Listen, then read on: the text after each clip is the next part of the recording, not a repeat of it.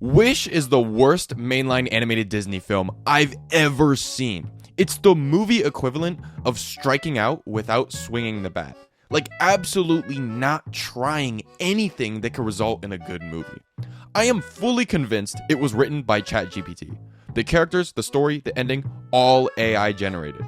The reason I say that is because the movie has puzzle pieces of Disney films that feel like they belong, but the story simply doesn't know what it wants to do.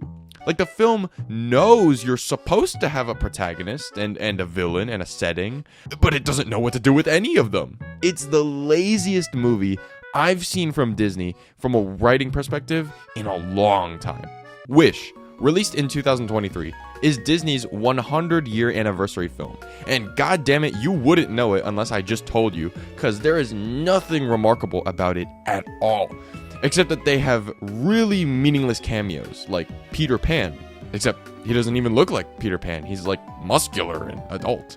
I can sum up the whole story in like 3 sentences. So, there's this king that has the power to grant wishes, but instead, he harnesses that power into vague green evil magic. Asha, the protagonist, tries to stop him with the help of a magic star and her friends. The star gives her the power to beat him, and they beat him, and that's really it. Obviously, other things happen, but they're all just goose chases to get to the 3 bullet points that I just laid out for you. Asha is damn near the same protagonist as Raya from Raya and the Last Dragon, who was in herself a less interesting version of Moana. She is the most AI-written protagonist of all time, because everything about her is just fluff. I think if you ask me what her name is in like a week, I'll probably forget it. She doesn't have a main character flaw to overcome. She doesn't have a good sense of humor. She's just there to help. They gave her a goat sidekick because, well, it's contractually obligated for every Disney movie to have an animal sidekick to sell plush toys. I can't even remember a single thing he does. He's just there. These animal sidekicks don't affect the story, but they keep putting them in the movies with the hope that some 5-year-old's mom will buy a toy of them. The magic star gives him the ability to talk, and this has 0 relevance on anything. How is that even possible? Gaining the ability to speak and not being able to change the narrative in any meaningful way.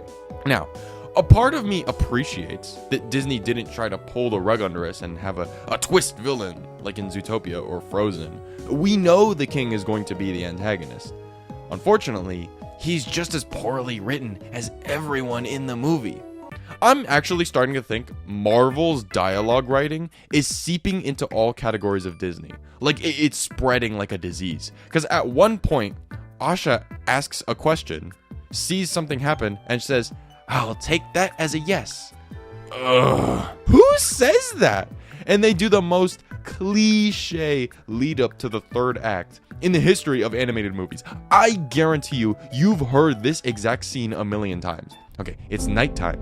The main character is like, "Oh my god, this is all wrong, and it's all my fault." And the supporting character is like, "Oh, Asha, no, it's not your fault. You can do it." And she says, "You're right. I started this. I have to finish it." ChatGPT wrote this movie. I am convinced. The main problem with the dialogue is it's too direct. Robots don't understand that we don't say everything literally out loud. And it shows. There was a scene where they have a shot of the queen, right? And she kind of slumps in her chair and has a frown. And then it cuts to Asha looking at her and she says, "The queen looks scared." And that's when I realized it.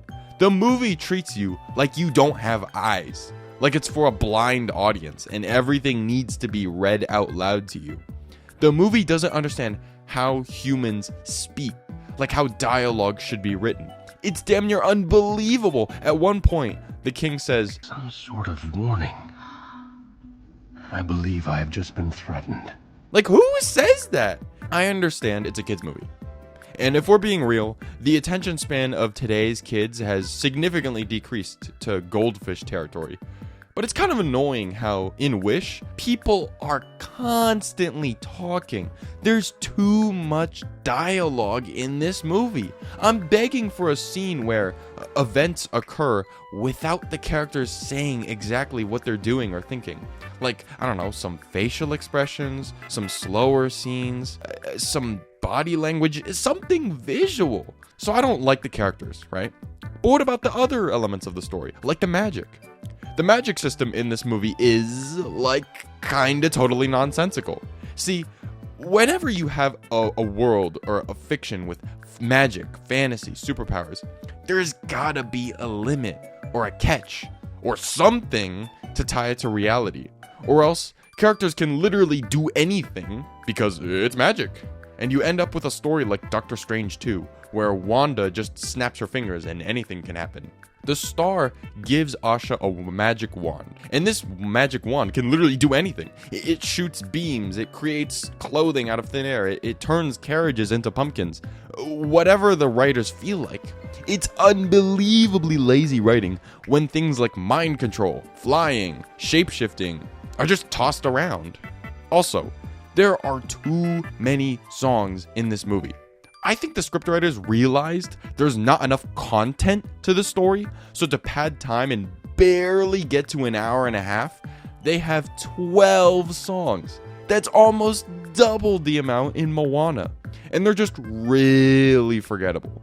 Going through the track list, I can remember vaguely what happened during these songs, but gun to my head, or the Martians have the death beam pointed at Earth, I better remember it. I cannot hum them. Like, I cannot remember the melodies, how they go. The villain song is really bad. Like, I am not afraid of this guy. I don't even mildly dislike him. He's just, like, kind of problematic. Like, yeah, we might want to stop him. I let you live here for free, and I don't even charge you rent. That is the same thing. You just said the same thing twice. Why is this song so happy, too? Look at this. I won't. If in God's plan, He made the devil so much stronger than a man.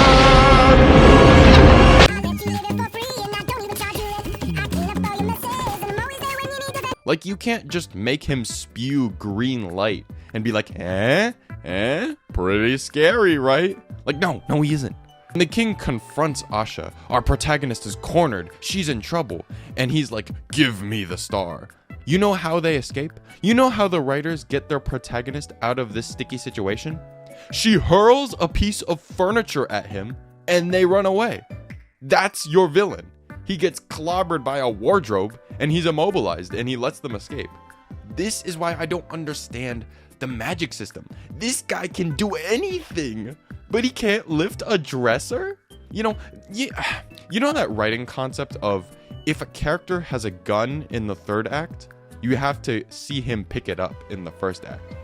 Yeah, so this movie doesn't do that. Spoilers, right? Spoilers. The ending of the final battle has all the citizens of the town gathered. They start to sing a song, and then somehow that defeats the king. And they win. How? Like, there was never an established singing power or singing magic.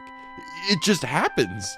It truly is maybe the worst climax I've ever seen in a mainline Disney movie. Like, imagine, right? If the end of The Lion King was all the lions gather, they start singing, and then Scar turns into goo, and they win. Like, it is bafflingly lazy. It is truly the epitome of just getting the script over with because, hey, you finished the script.